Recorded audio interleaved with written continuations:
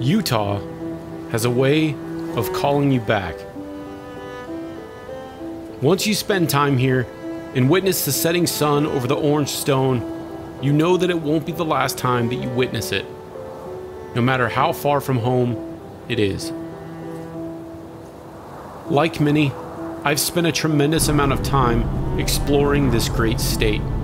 But for this trip, I'm headed somewhere that I've been looking forward to seeing for years. Because there is much more to Utah than Moab.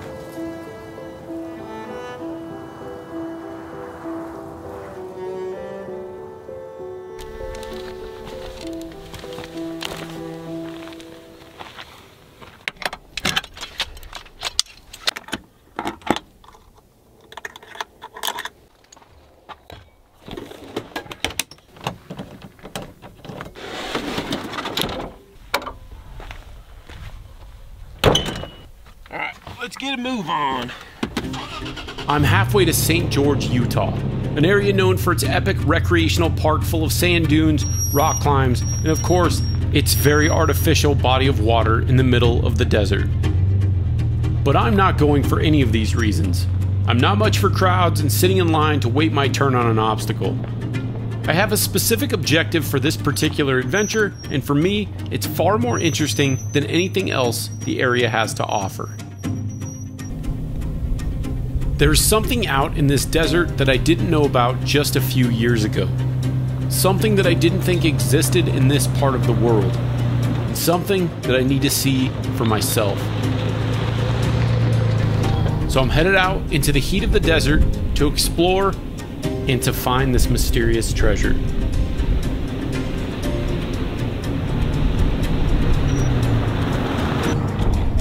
I have a few days of traveling solo before I pick up a fellow explorer from the airport, someone who is perhaps even more excited to get eyes on this terrain than I am.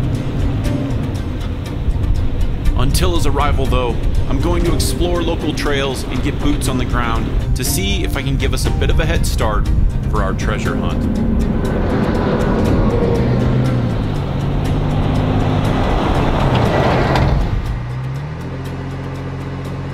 So if you come to the St. George area, there's a lot of famous trails here. But something to note is I'm here after a holiday weekend. Maybe people have an extended week going on, but it is insanely busy right now. I'm on the lookout for a trail where I can venture off and just kind of explore the area a little bit.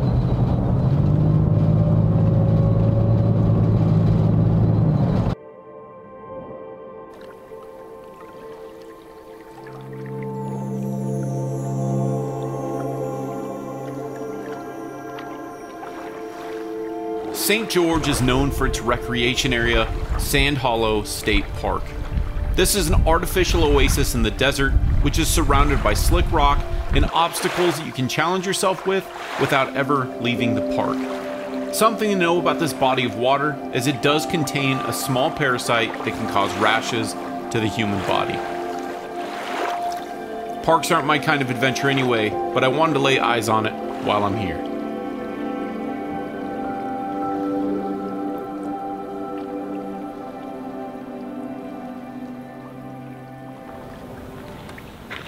So it's been pretty interesting because it's crowded in some areas, and then like where I'm at right now, there's cars going by, but there's nobody really doing the off-road stuff.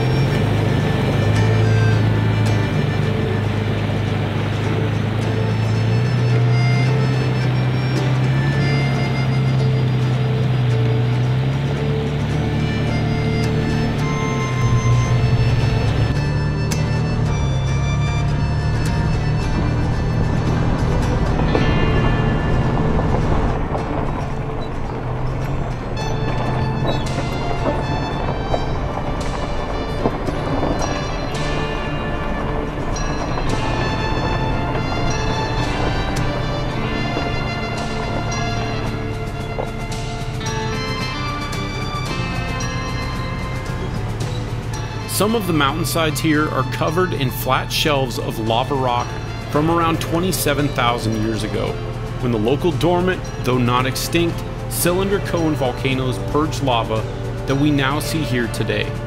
Seeing this rock in contrast to the sandstone is quite beautiful, and scenery aside, it provides habitat to some pretty interesting wildlife. But we'll get more into that later.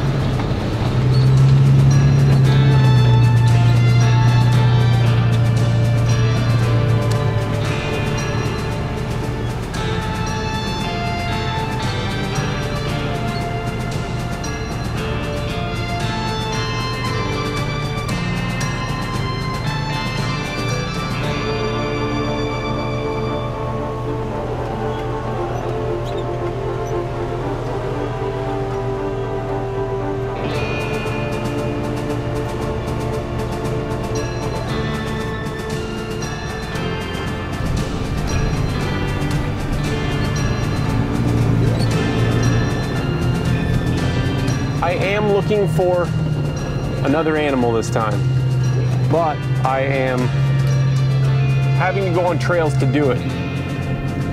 This is some soft sand.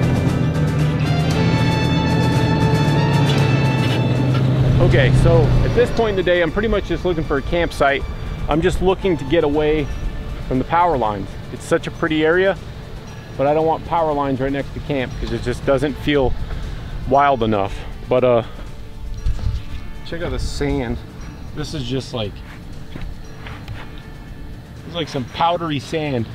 I am in a really pretty area with nobody else around, and of course it is a Wednesday, so I may have the place to myself, but there's power lines everywhere because this is some sort of a like a water pump road because the river's so close. I'm trying to get away from the power lines.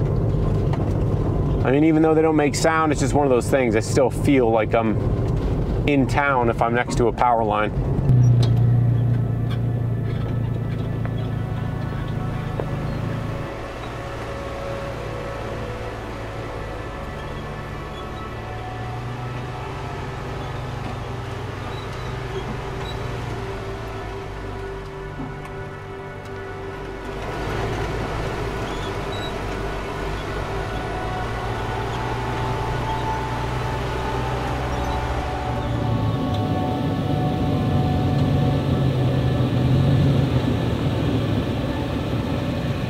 I thought I was gonna find a campsite like hours ago. I've got this little creek running right here and I've got the whole area to myself, so I'll take what I can get. It's gonna be silent from the road. I don't think this road's gonna get much traffic at night. But holy smokes, I've got driving fatigue, big time. My brain is like numb from today because I've been driving since like 9 o'clock in the morning and it is about 8 o'clock at night. All of my logo shirts that I have are black and I need to order some gray ones like immediately because desert stuff like this shirt was way too hot. I'm gonna have to put on one of my breathable long sleeves tomorrow just to keep the sun off of me. My new pinstripe, and this one's bad. It's deep. What can you do? Some super simple pizzas, just a little extra cheese on them. Some chicken, some buffer ranch, and some peppers. I like having an easy meal, and today is the perfect day for an easy meal.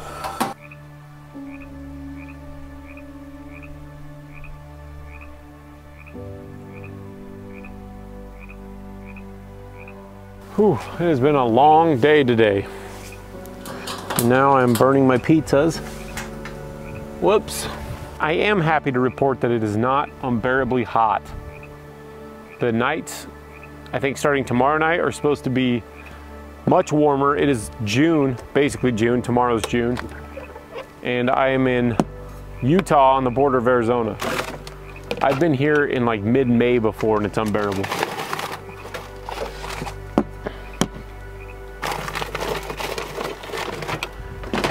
And now you might be asking why I have a bottle that looks like urine in my freezer. This is Screwball peanut butter whiskey. Peanut butter whiskey is one of those things, it doesn't sound like it should be a thing, but it's another one of those. It's good. Sounds good right now. The reason I have whiskey in this is because it's small. I don't want a whole bottle of whiskey with me. I don't ever have to worry about these bottles leaking. I've got screwball whiskey in this one. I've got one with maple syrup. I've got one with olive oil.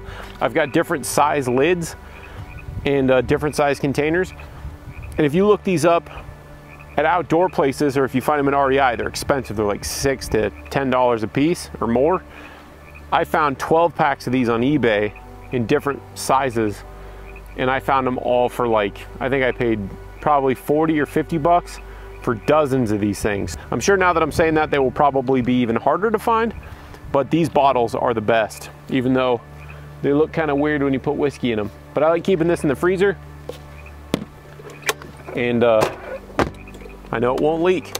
I got my pizzas a little too roasty toasty in here, but a little charcoal never hurt anybody.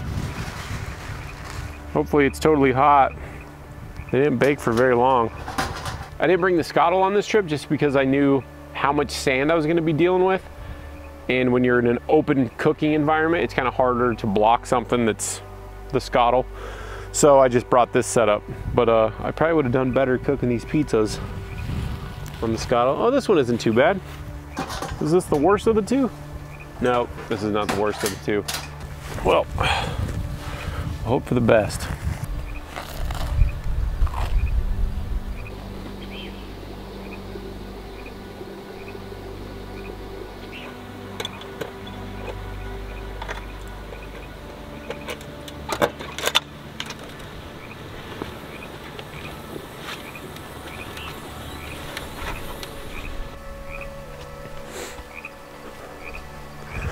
So this trip is mostly about wildlife, and I'm doing all sorts of off-road trails, obviously, because I'm trying to find something in particular, something that I've been wanting to see for a very long time, because honestly, I didn't know that it lived in North America.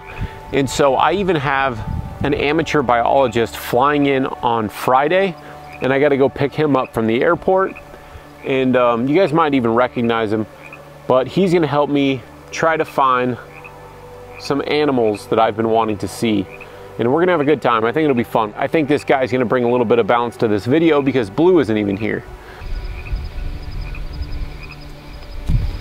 I'm pretty tired, so I'm just gonna wrap up and go to sleep, because this will definitely be the only time for a while that I get to camp next to a creek and listen to frogs and toads chirp all night long, croak all night long.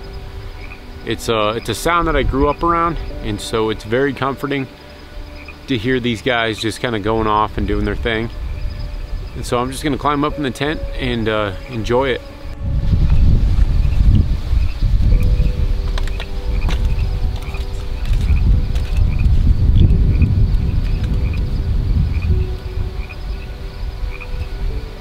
Usually when I come on these trips by myself, at least Blue comes with me. And so the reason I didn't bring her this time was because of all the cactus and the potentially poisonous snakes in the area. And Blue is an old dog. She's gonna be 14 in September, which is just crazy to think about. She's a very healthy dog, but anyway, she's getting up there in the years. And so now that she's getting older, when I camp without her, kind of bums me out, because I know that this is what this is gonna be like whenever Blue is gone. Sleeping up in the tent by myself, I've got all this space, and I wish I didn't.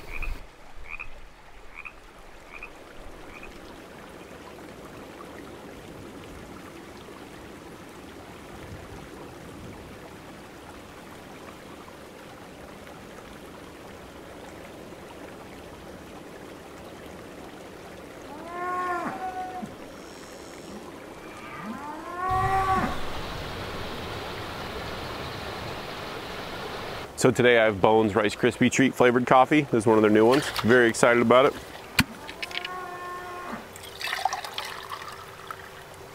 So we are borderline on the time of the year that you don't want to go to the desert.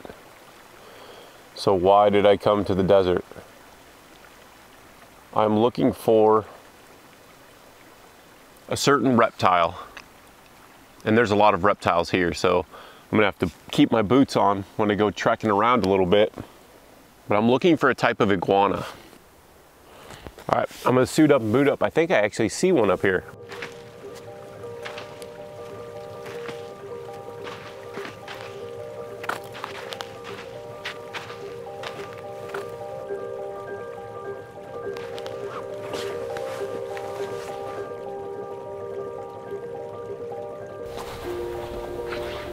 All right, so now it's time to avoid snakes at all costs. I got my binos, a couple cameras. I'm gonna take this camera and I'm gonna see if we can find one of these things and hopefully not get bit by a snake.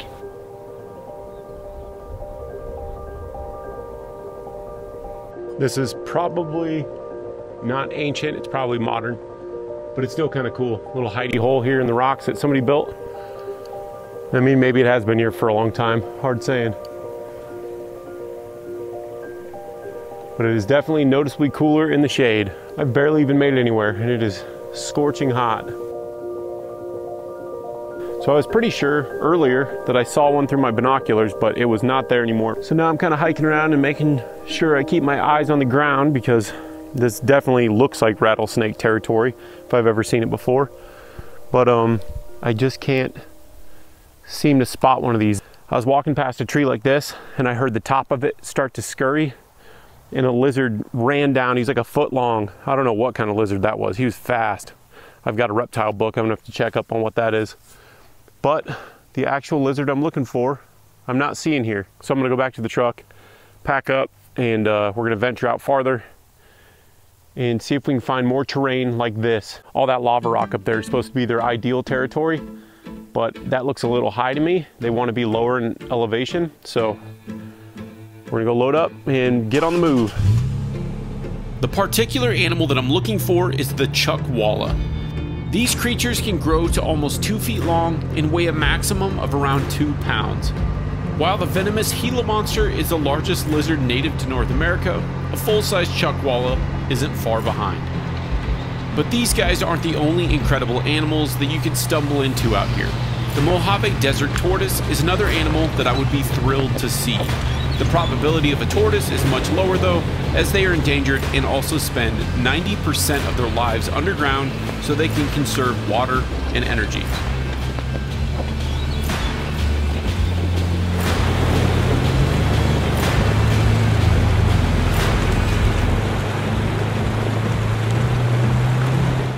As for the trails that I'm exploring today, I just downloaded offline maps and I'm taking trails that look like potential habitat for the Chuckwalla lizard.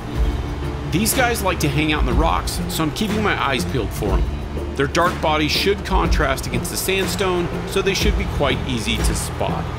And for the record, I'm still quite confident that I saw one at camp earlier, but I just acted too slow.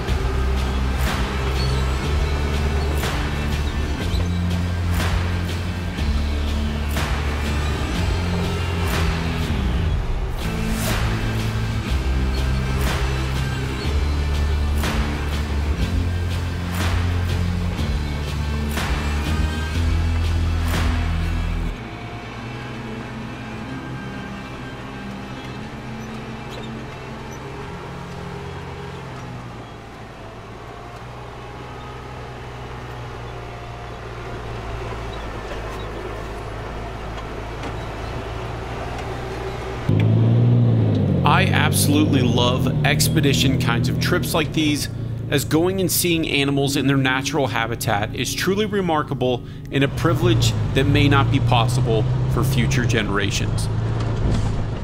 Over the last 50 years, humans have wiped out large portions of the planet's animal populations.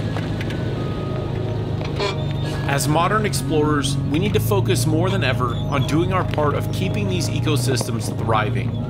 Staying on the trails is the easiest way to keep the vegetation healthy, the animals happy, and the routes open.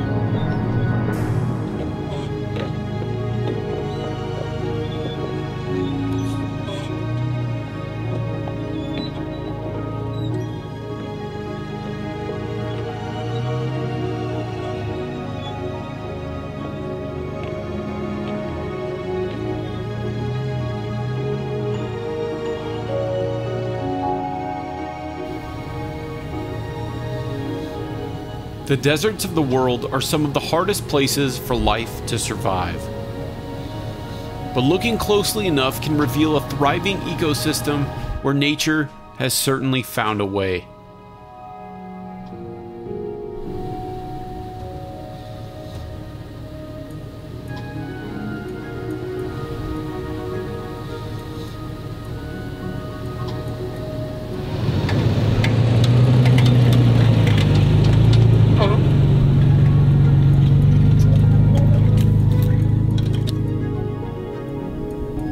Spotting larger animals in this terrain is challenging as the plants are mostly growing low and wide, giving these creatures tons of camouflage. I'm glassing the hillsides and the rocks as I travel along, and so far, I'm not having much luck.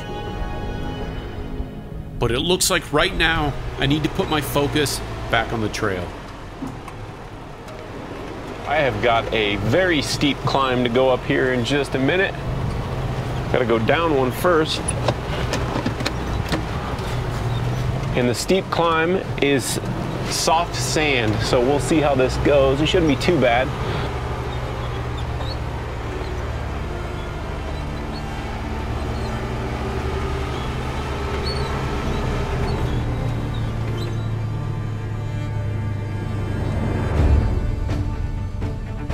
So I'm gonna have to get a running start at this. This is a steep hill. I hope the camera can capture just how steep this is. So I'm gonna have to kick the lockers on for sure. Front and rear, I think. And I'm just gonna give her hell up this hill and hope for the best. Doing this stuff by yourself is kind of intimidating. This is way steeper than the camera's probably gonna lead it on to be.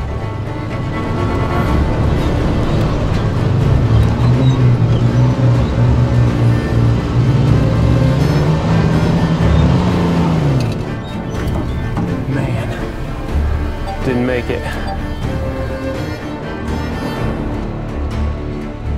I don't know if the lockers helped or hurt.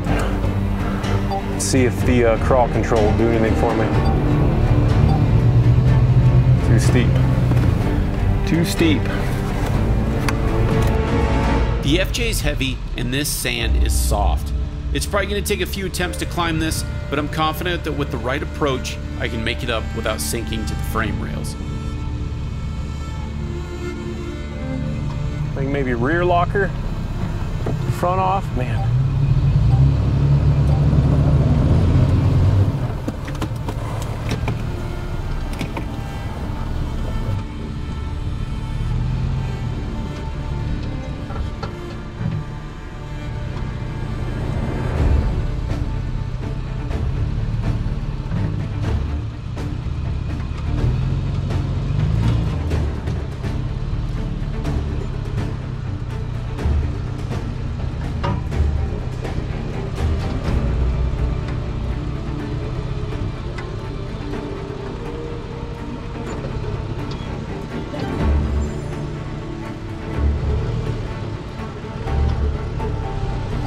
Okay, here we go.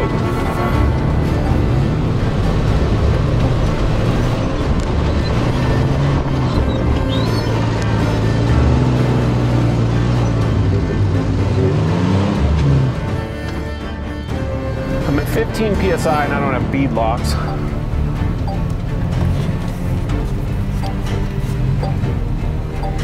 So I don't know how much lower I want to go, because this would be a very bad place to lose a bead. But I had speed there and then I hit. Might try it one more time. There is kind of a bypass over here which looks steep as well.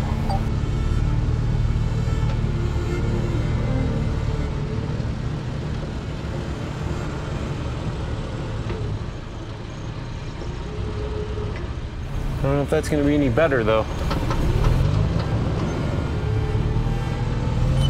Well, sometimes you got to take the bypass when you got a heavy vehicle. So we're going to try that. See what happens. Locker, rear locker on. I didn't have my rear locker on that time either. Let's see what happens here.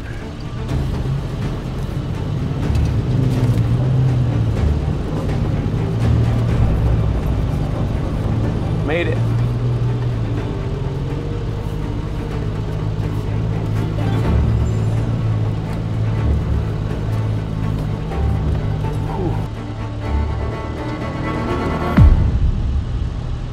Did it.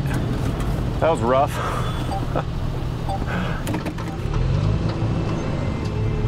To my knowledge, that climb was the biggest challenge that I had to face on this trail. So now I can get back to focusing on where the wild things roam. This trail has been awesome, but it's obvious that this is not the optimal area for the Chuckwalla.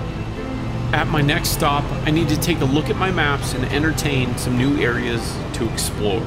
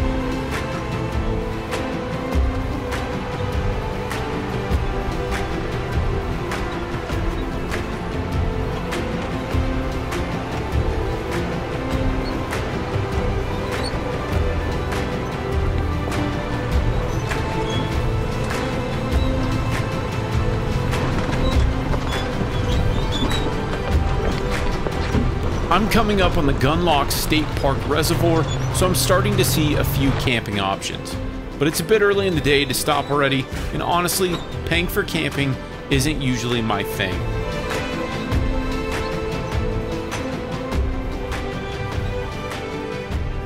It's a pretty state park reservoir, but I'm not paying $30 to camp here, no way. It doesn't specify if the primitive camping is the same cost as over there, but it's not even worth it because it's like I'm not going to drive over there to get a pass and then come back. So I'm just going to grab a coffee and move on. It is a cool spot, but I think I'm going to go camp back down towards the river in a different area than I was at last night. Canned Bones Coffee, Electric Unicorn, is absolutely fantastic. So I'm gonna crack this coffee and make my way down the trail. I've still got a creek crossing, I guess, and some rock ledges and stuff to go over. But I'd like to get to a campsite at a decent time tonight. And the FJ has just said it's 77 degrees all day, hasn't moved a bit. So I think there's something wrong with that because it is scorching hot outside.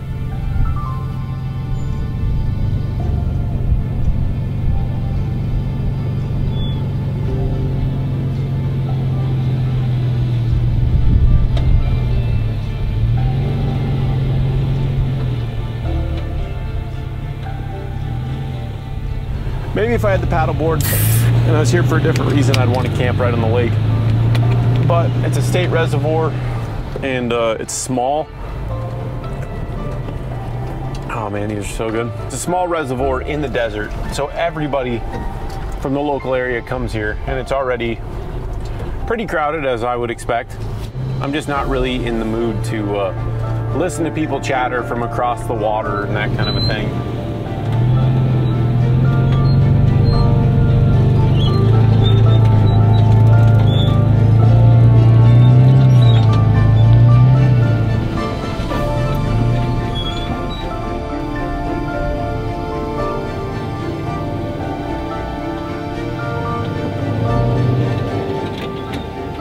So we're just going to continue on and see where this trail takes us.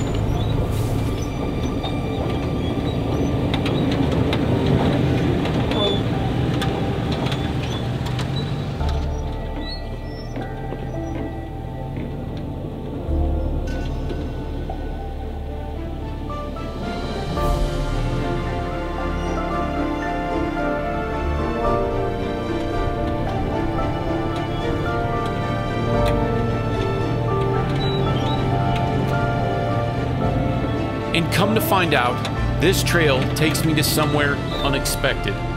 And though it's artificial, it's still quite beautiful. This place appears to be the local hang, and there are even more people than I would have anticipated.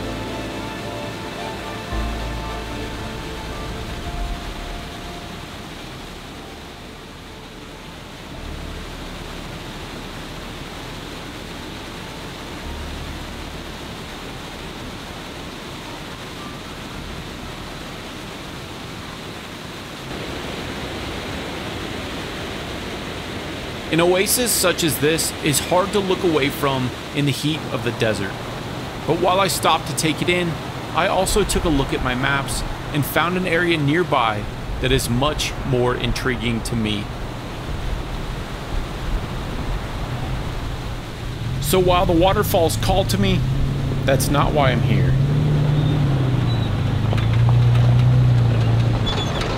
Taking a quick look at OnX Offroad, I'm seeing some promising terrain farther south.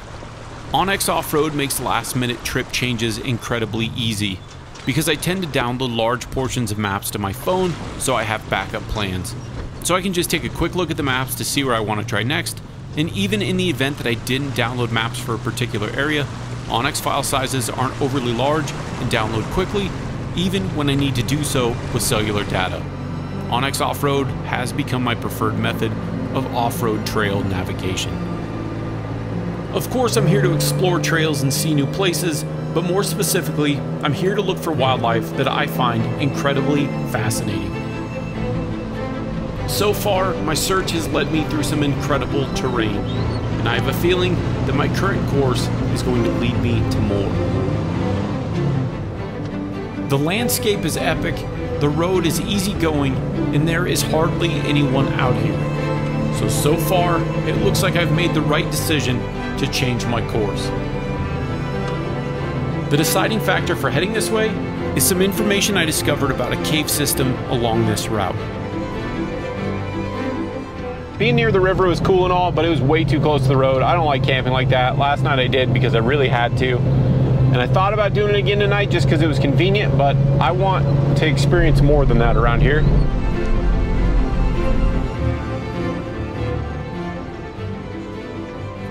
Well, I'm a little bit bummed. I just drove out to find this cave, and it says that there's a sign that says that there's a permit required. And I'm not going to mess around with just not doing that. And it looks like you have to have a helmet and a chin strap, and you have to have the permit, which you can only get at the local office in town. So that pretty much sums that up for me. I can't go in. Let's be real, it would have been awesome, but I'm by myself and it's probably best that it didn't work out. But now that I'm here and I'm checking maps, I didn't even realize what road I'm on, and it has certainly piqued my interest.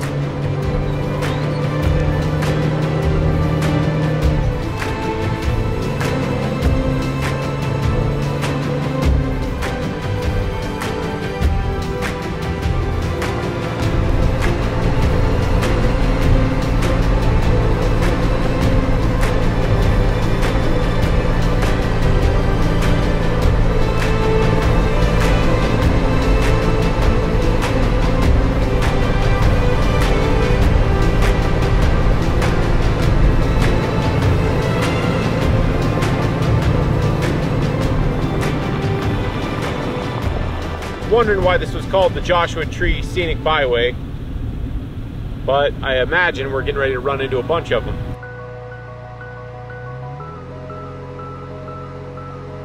When I turned down this road several hours ago, I didn't know what to expect. I imagined this entire area as more red sandstone or perhaps fields of cactus.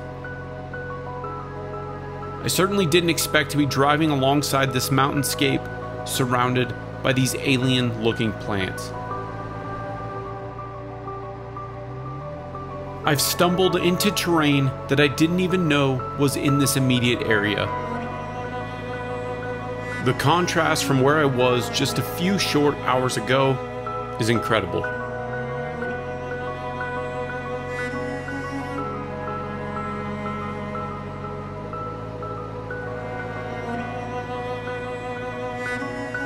The farther down this road I go, the more fascinating it becomes. The mountains seem to be growing around me, the plant life is growing more exotic, and civilization feels unreachable.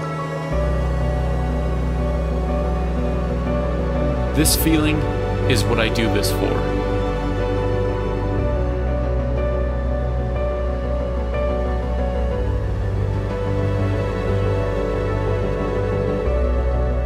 It's been hours since I left the Gunlock waterfalls behind, and I'm ready to find a campsite. And I know that this area will not disappoint.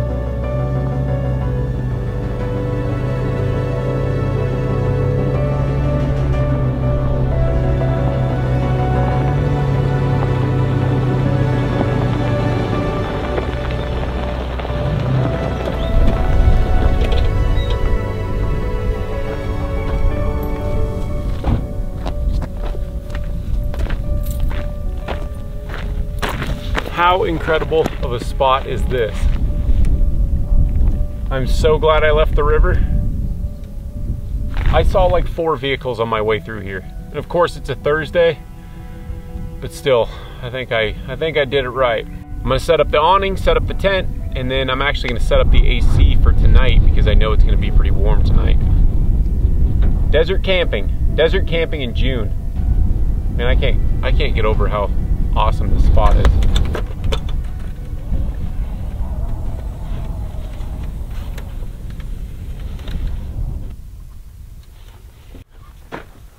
Okay, so I got excited and set everything up real quick and didn't even think about the sun angle. So I need to spin around. It's not very level, so I tried to park like that, but I need to spin around because still got several hours of sunlight and I don't want to get burned.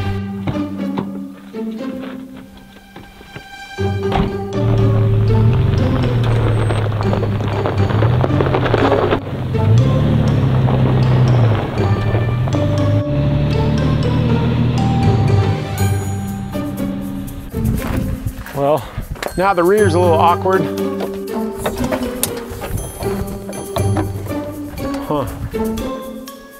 So I think what I'm gonna have to do after all that trouble is I think I'm gonna have to park the way I was, deal with the sun a little bit today, but then tomorrow it'll work out because this is chest height cooking. I'm not gonna do that. This is always the downside. Now I feel like Natalia. All that for nothing. To the uninitiated, this is actually a fairly common occurrence. A low spot starts flooding, a storm brings winds, or you're just chasing shade throughout the day. A durable, freestanding tent and awning definitely shine in these situations. I mean, give me some credit on nailing my rock stack. I don't want this swinging back into me.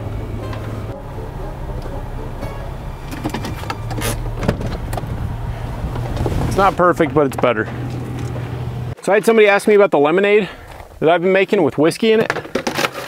I'm literally just mixing ice, lemonade, and whiskey. There's nothing special going on. I don't quite do a full shot because I'm not trying to get plastered. Looks pretty good to me. That's everything I want it to be. Should lose the sun behind the mountains here shortly, and then I can actually sit under the awning. But for now, this will do.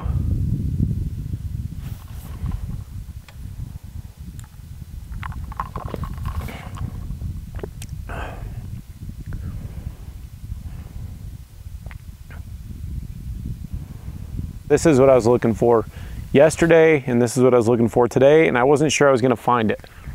This is cool. I have this entire valley to myself, which is absolutely crazy. While staring at the Joshua trees around camp, I can't help but think about their place among the tribes that once lived in this area. Here I am with a portable refrigerator filled with food that I collected in about 20 minutes from a single place, and all I had to do was swipe a card. Meanwhile, people once relied on the flowers and seeds of these plants as part of their nutrition. But they definitely used it for more than just that. The Native Americans even used the durable leaves for sandals, baskets, or other articles that needed to be tough. I've done plenty of foraging on the forest floor, and I've hunted large game in the mountains with a modern bow and arrow. Technology advanced enough that if shown to the tribes 500 years ago, they would be sure that it was crafted by the gods. But I've done these things out of interest and never out of necessity. It's as hard for me to imagine the native lifestyle as it would be for them to comprehend just how easy we have it today.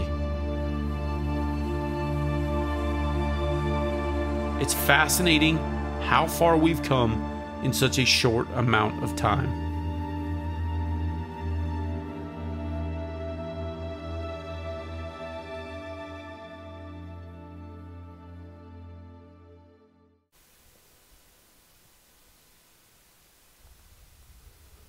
I can't believe this campsite. So over here, I do not know what mountains those are. I haven't checked my maps yet. I'm not familiar with this area at all, but I can see for hundreds of miles that way. There's just mountainscape after mountainscape. I can't see a single reflection in the distance over here of a building or a car, and there's nobody else camped here. I can't believe it. The only thing that could be better would be if I had a full-on Milky Way kind of night tonight, to where I could really capture some long exposures. I'll probably try anyway, just because this is such an epic spot. The first time I've ever seen Joshua trees, and I've got tons of Joshua trees to myself. It's just super cool.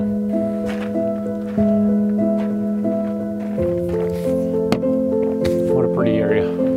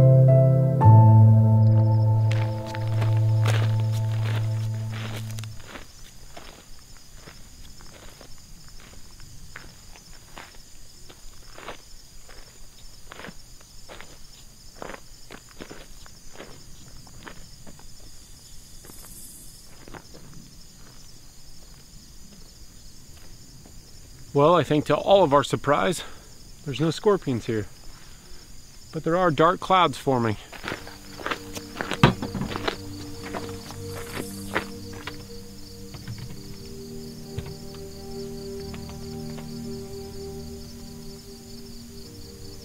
What's interesting about the desert is you don't have to worry about bears, so you don't have to put your food away, but you do have to worry about ants, because there are so many ants here.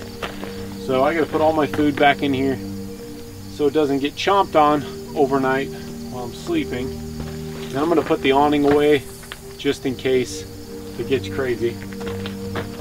Just not familiar with this area and what the wind's like, so it's probably best. This is a very dark cloud, and I just heard thunder.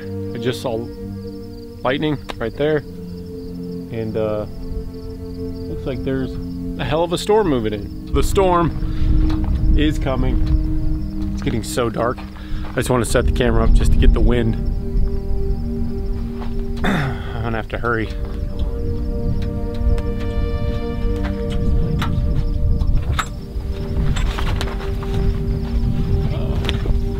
She's setting sail.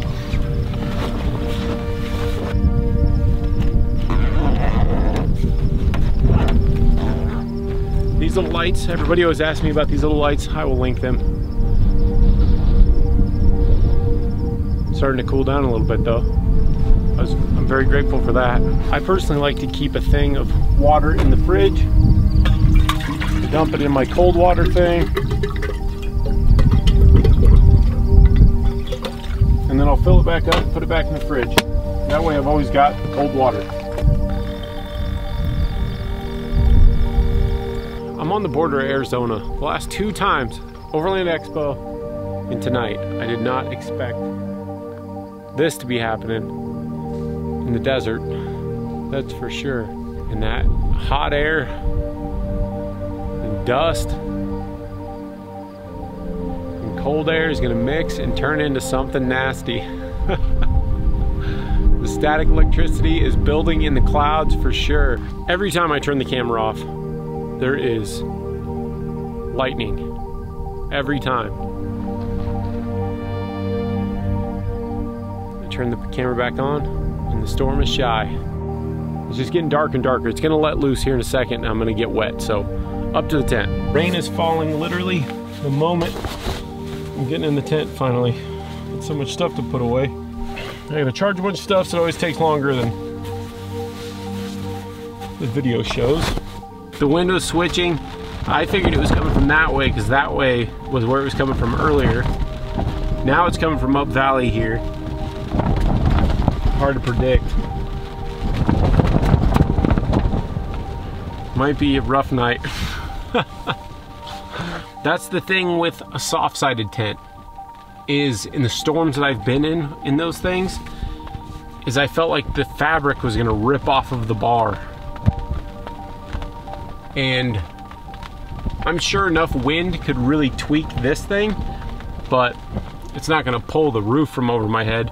And if it does, I'll have the camera ready, because that would be a crazy storm. All right guys, wish me luck tonight. We'll see you in the morning.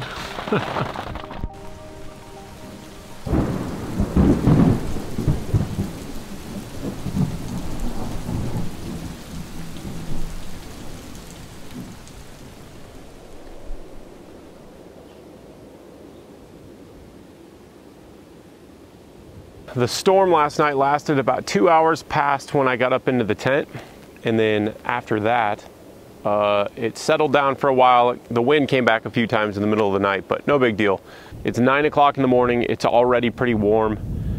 So I'm actually gonna make a blended cold brew coffee today, which is just ridiculous, but I have the way to do it right now, so why not? Totally unnecessary, but totally awesome.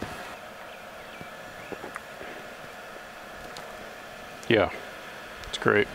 Taking a little bit of a walk with the camera to go see if while we're here, there's much in the way of wildlife and reptiles and stuff. So this lizard right here, these are the speeder lizards, I believe. This one lizard is running circles around me. Here he comes again.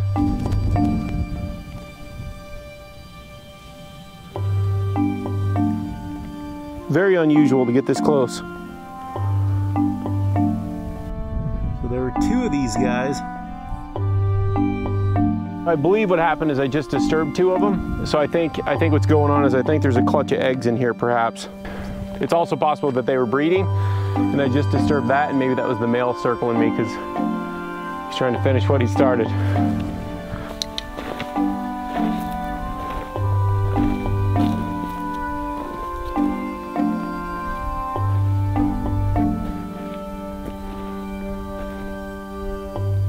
Okay, I've spotted a collared lizard.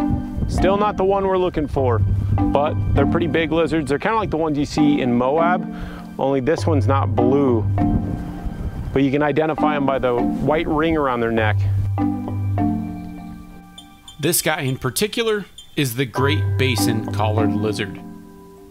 They can reach up to 14 inches in length, which is pretty impressive. but by far their coolest trait is the ability to be bipedal when evading predators. They literally run on their back legs, and they are incredibly fast when doing so. Okay, I made it back without getting bit by snakes, so that's good. I'm gonna make some lunch, have another coffee, and I'm gonna hit the road. It's almost 90 degrees out.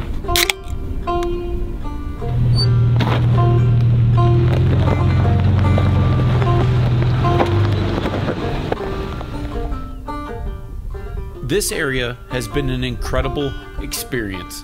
Having such a massive area almost entirely to myself felt like a gift from the universe. But I've got someone to pick up from the airport in just a few hours, so I need to start making my way back to civilization.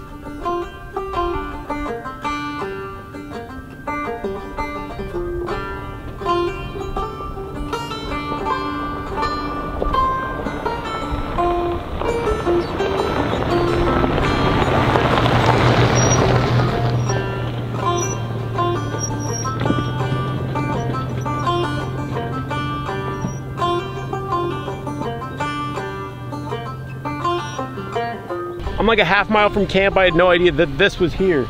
Woodbury Desert Study Area, Desert Tortoise Area. This is what I've been looking for. I was so close to it. I would have come over here all morning. I'm gonna try my hardest to find a tortoise. Whew, it is so hot outside. Is that a shell?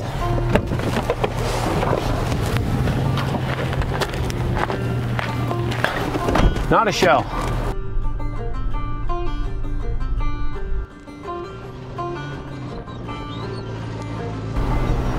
With tortoises, you're looking for the slightest little move of the grass, because they are just barely moving anywhere. I'm so excited about this. I love wildlife safaris. So without a doubt, had I known there was a tortoise preserve like right down the road from where I camped, I would have 100% moved down here, because I still have pretty good views, but honestly, I would trade the opportunity to hang out with these tortoises for good views. That's just me. I think they're such cool animals. So apparently, this whole area was hit by a wildfire. I think it said 2006. And so a lot of their shrubs that they eat are gone. And so they've been trying to replant them so the tortoises will survive. It's the Mojave Desert Tortoise. So I think these are a little bit different than the ones that I used to have as a kid, but still, tortoises are all cool in my book. I just need to find one. The tortoise is an animal that is distinctly different than everything else. They stay mostly underground, and they live in a suit of armor. These animals aren't descendants of the dinosaurs, they predate them. They have been around for at least 250 million years. Not a single tortoise. I was really hoping to see at least one. Because from what you guys are seeing and what I got out and did, I mean, I spent quite a bit of time walking around. This road slowed me down by an hour, hour and a half, but there's still hope. Still might see one, just not here, and maybe not today. I just drove miles through this tortoise conservation area, and I saw absolutely nothing. I'm sure there's some here, it's just I can't see them. I got out and walked around a lot. I saw no tortoises, but I need to get down the road because I've still got an hour drive to get to the airport. I need to air up my tires, and I need to make a quick stop. So we're gonna get moving. So the elusive tortoise has managed to evade my detection. In the heat of the day like this, I shouldn't be surprised that they're in their burrows, hiding from the rays of the sun. They didn't make it this far by exposing themselves to potential predators. Now, I'm on my way to pick up somebody from the airport who is much more knowledgeable about reptiles and their habitat. and I have a good feeling that we are about to find something incredible on the next phase of this adventure.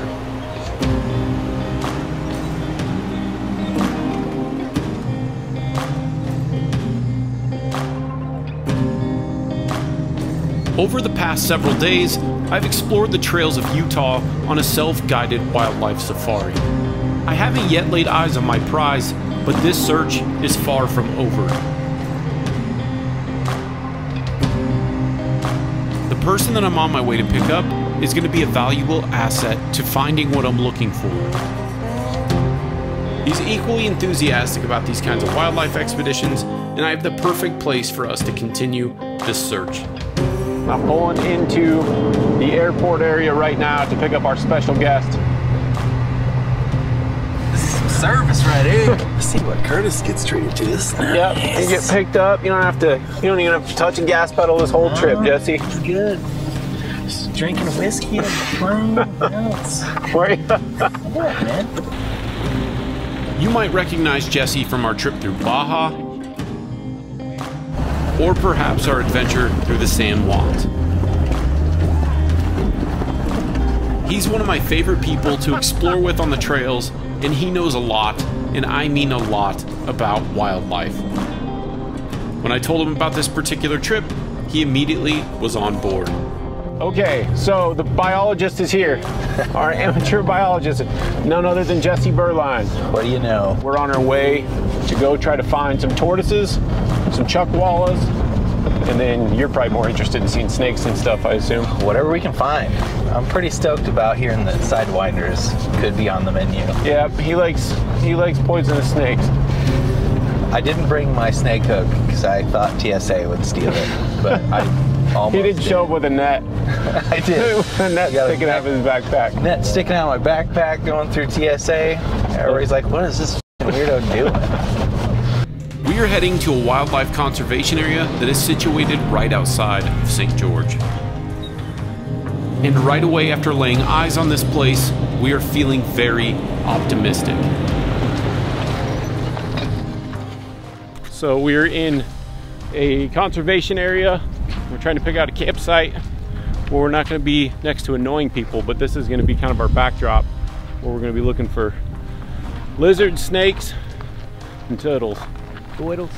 I like boodles. Rolling through these tiny dunes and seeing that these now dedicated campsites that have naturally been carved by thousands of years of wind and sand is just so cool to see. And as we claim the coolest spot amongst the sandstone, there's something incredible that we're noticing. We have the entire place to ourselves. I guess looking for reptiles in the desert heat with a four-wheel drive just isn't that popular of a hobby. Who would have guessed? Jesse spotted a mushroom growing straight out of the sand. That is bizarre. That's a first for me. What kind of a substrate would that? It'd probably just dead limbs? Yeah, it's eating the dead roots and stuff or something, but weird. Even the top's just covered in sand. Might be farming fungus. It's unlikely that they're eating the seed directly. But yeah, the nest is over here. There you go. You got teleported. See, there's another one with the seed. Weird. Yep. It's harvesting away. Well, we did a little exploring, and we can't really find any creatures tonight, but we're going to try to go over these rocks tomorrow and see what we can find. A map of the range. While I cook up some dinner, Jesse is looking up more wildlife in the area because we aren't done for the day just yet.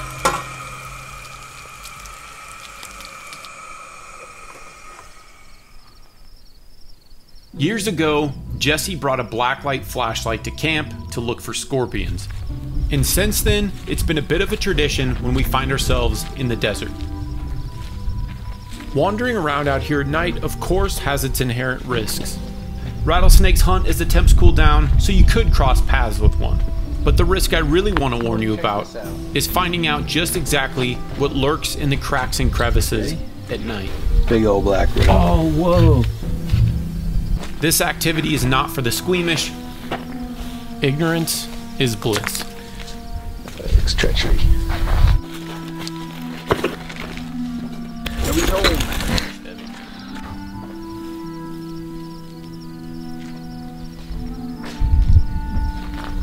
Yeah, I can't believe there's more scorpions next to the ocean. I know. In the desert.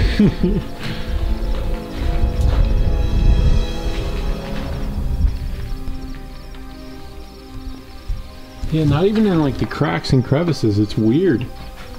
I'm so used to seeing scorpions everywhere.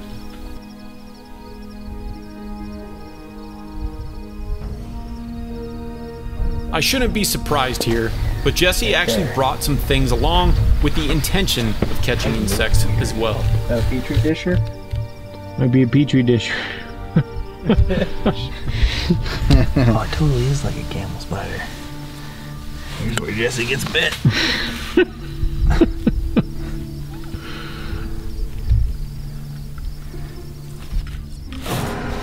Damn, he's fast! Oh wow, nailed it.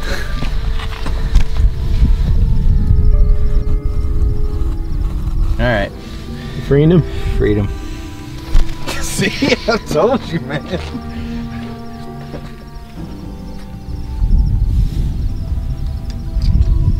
Oh, here we go. What is this? While we have found tracks that look to be either from a tarantula or possibly a large scorpion, we haven't actually seen them yet. Compared to the Moab area, we found far less nightlife than what we're used to. Oh, there's another black widow on the right. Uh-oh. Ground for it. Oh man. I love that we're camping amongst these things. Not fun. The black widows seem to be abundant, along with what looks like miniature camel spiders, but scorpions appear to be few and far between. I mean, I guess we could go down and then work our way back up. Yeah. Seems like we can't get any more lost than we already are. Probably. We've camped in places in Utah where you can find dozens of scorpions all around camp. So this begs the question, when camping in the desert, would you rather camp among scorpions or camp among black widows? Scorpions versus black widows? Yep. Man, that's tough. Unless these are bark scorpions, I don't really know how bad that sting is, but... Bark scorpions are supposed to be some of the worst ones, aren't they? Yeah. If I had the choice, I would choose to camp with scorpions over spiders. But it looks like on this trip, we will in fact have to deal with both.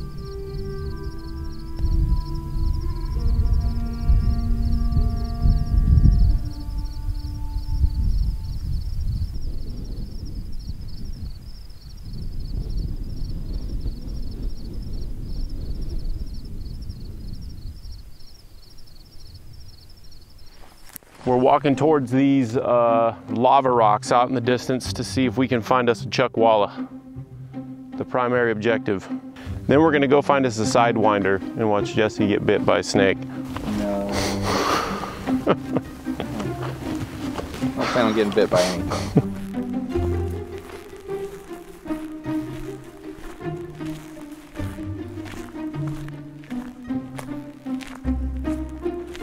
We have yet to see a single Chuckwalla.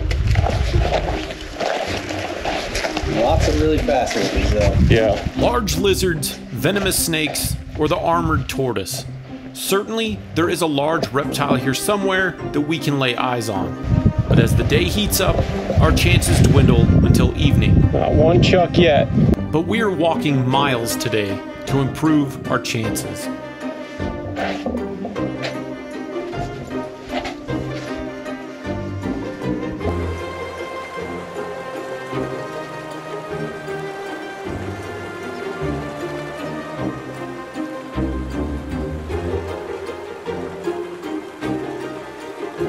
We're about to die, so we stopped in at this little river spot. and soak down. Pretty nice. Pretty nice, but we got super steep sand hills to go back up, and it's gonna be pretty brutal. And then we don't know what we're gonna do next because we haven't seen any chuckwallas, we haven't seen any tortoises, we haven't seen any snakes.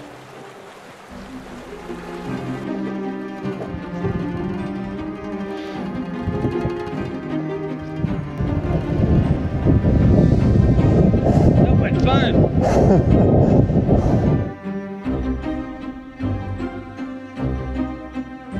We have spent the entire day wandering through the heat of the desert. And while we saw some small, lightning-fast lizards and some interesting insects, we haven't caught a glimpse of what we hoped to see.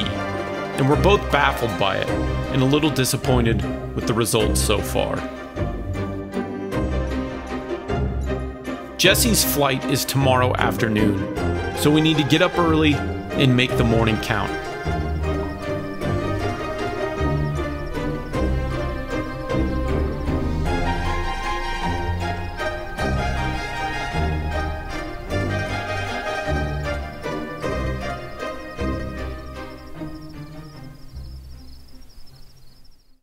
Okay, it is our last morning out here, so we're gonna get on these lava rocks and see what we can find up here. We really want to see one of these before we leave since we came all this way for this and we literally have not seen one yet. We've seen a few interesting things this morning. Proof that the ants are farming the mushrooms in the dunes is certainly cool to see, and some small, plump lizards on the rocks keep faking us out that we're seeing baby chuckwallas. But it's not the case. To cover more ground for the last 2 hours that we have before we need to end this trip, we decided to pack up camp so we can explore some new territory in the area.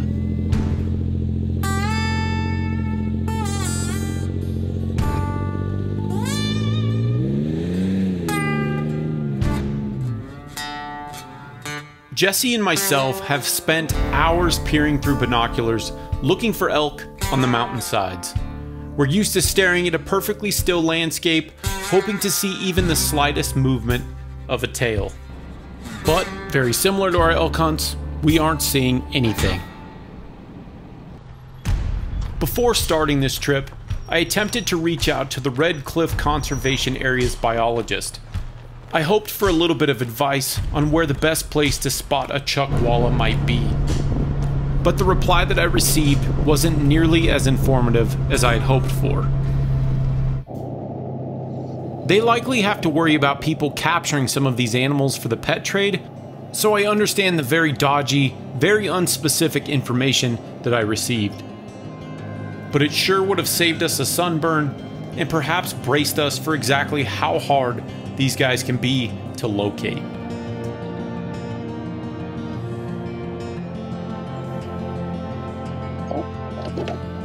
Our time is dwindling and our enthusiasm is slowly being wicked away.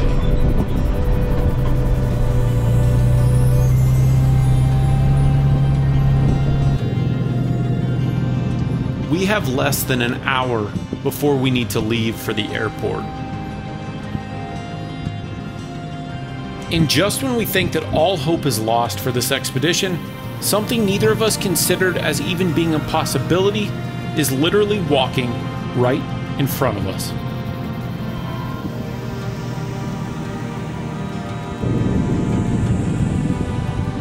What's that? What? It's a Gila monster. Holy dude. This is the rarest freaking thing ever.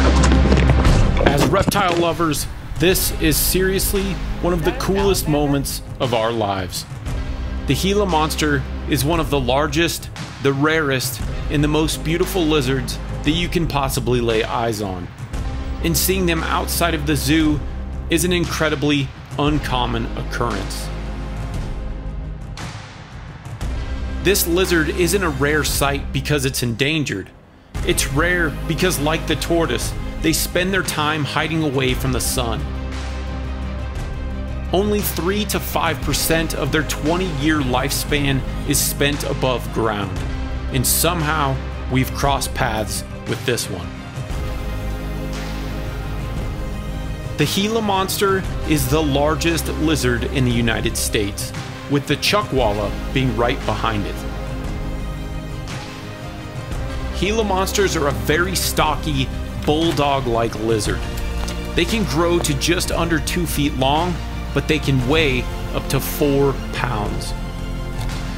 But the coolest part about them is that these are one of the only venomous lizards on the entire planet.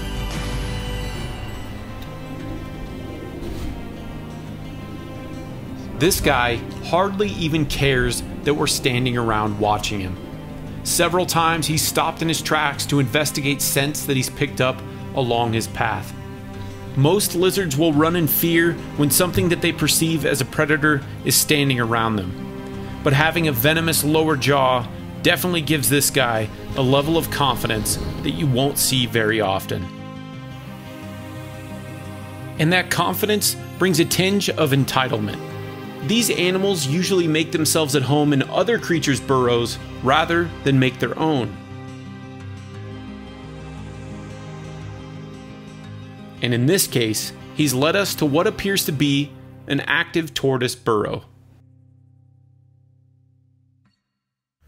Oh, here's a burrow with a game cam on it. Has a game cam on it? Yeah. Wonder if that's where he's headed.